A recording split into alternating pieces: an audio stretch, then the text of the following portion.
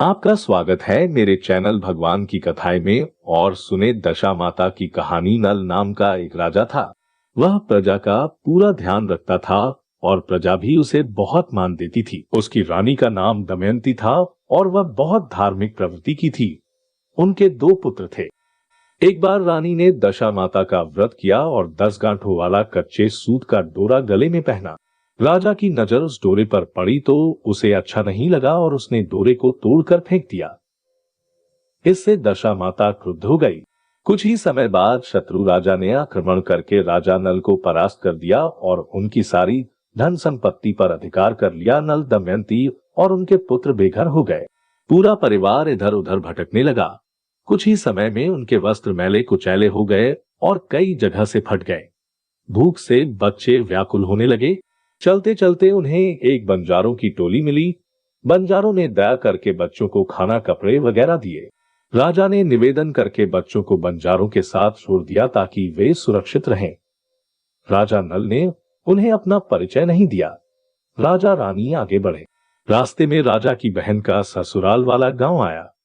वे गांव के बाहर रुके और बहन को उनके आने की सूचना किसी से करवाई। बहन को उनके निर्धन होने की खबर लगी तो व्यस्त होने का बहाना करके वह खुद नहीं आई। उनके लिए खाना भिजवा दिया।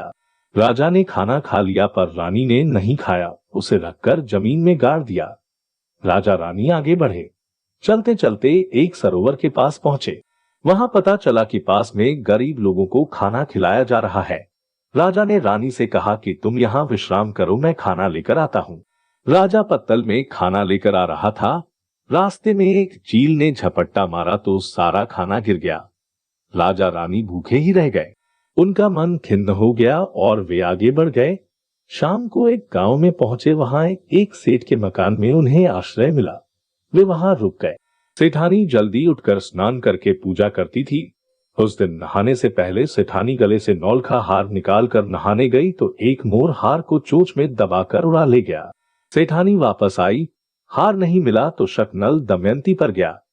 तलाशी लेने पर हार तो नहीं मिला पर सेठ ने क्रुद्ध होकर उन्हें वहां से भगा दिया। राजा रानी शरीर और मन दोनों से बुरी तरह थक गए थे। एक चट्टान पर ही सो गए। रात को नल की नींद खुली। अपनी पत्नी की दशा पर उसे बहुत दुख हुआ। उसने सोचा, इसे छोड़कर चला जाता हूं। मेरे साथ यह दुखी हो रही है। मैं नहीं मिलूंगा तो यह अपने पीहर चली जाएगी। वहां ऐसे कुछ आराम मिलेगा। ऐसा सोचकर नल सोता छोड़कर चला गया। बहुत दूर पहुंचा और एक दूसरे राजा के यहाँ उसे घोड़ों की देखभाल का काम मिल गया। अपनी पहचान छुपाकर वहां काम करने लगा। साथ ही ससुराल की खबर भी पता करता रहा। दमयंती जब उठी तो पति को न पाकर पहले तो बहुत ढूंढा, फिर अपने पिता के राज्य चली गई। उसे बहुत रोना आया। शांत होकर कुछ सोचकर उसने छोटी सुपारियां अपने मुंह में भरकर अपनी शक्ल बदल ली। एक कुएं के पास बैठ गई। महल से दासियां कुएं पर पानी भरने आई तो उनसे मदद मांगकर काम करने के लिए पिता के महल पहुंच गई। उसकी रानी माता ने भी उसे नहीं पहचाना। उसे रात को तेल बाती का ध्यान रखने का काम दे दिया। कुछ समय बीता और चैत्र कृष्ण पक्ष की दशमी का दिन आया। महल में दशा माता के पूजन की तैयारी होने लगी। दमयंती ने भी दासियों की मदद से सामान इकट्ठा किया और दशा माता का विधि पूर्वक पूजन किया। दशा माता का डोरा पहना और उनसे दशा सुधारने, विपत्ति मिटाने तथा परिवार को मिलाने की बार बार प्रार्थना की। दशा माता की कृपा से नल के मन में पत्नी से मिलने की इच्छा हुई। अब उसकी हालत सुधर गई थी। ससुराल पहुंचा तो पत्नी को वहां न पाकर उसे बहुत चिंता हुई। रात को जब तेल बाती देखने दमयंती वहां आई तो पति को देखकर रोने लगी। नल ने उसे नहीं पहचाना।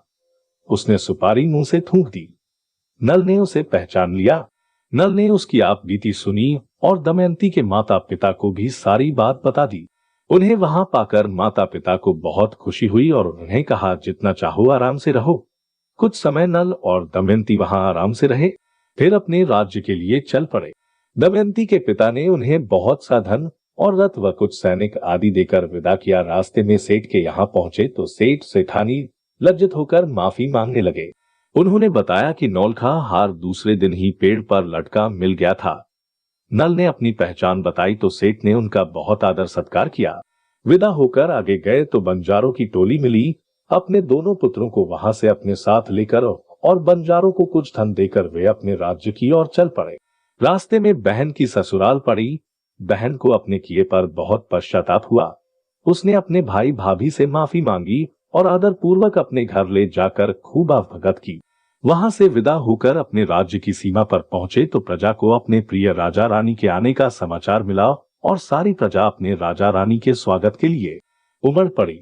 डरकर शत्रु राजा खुद ही वह राज्य छोड़कर चला गया। इस तरह से दशा माता की कृपा दृष्टि होने से राजा नल को उनका राज्य, महल, रानी और राजकुमार सब मिल गए। बोलो दशा माता की जय। आपको मेरा वीडियो कैसा लगा लाइक और सब्सक्राइब करना ना भूले और साथ ही एक प्यारा सा कमेंट कर दे।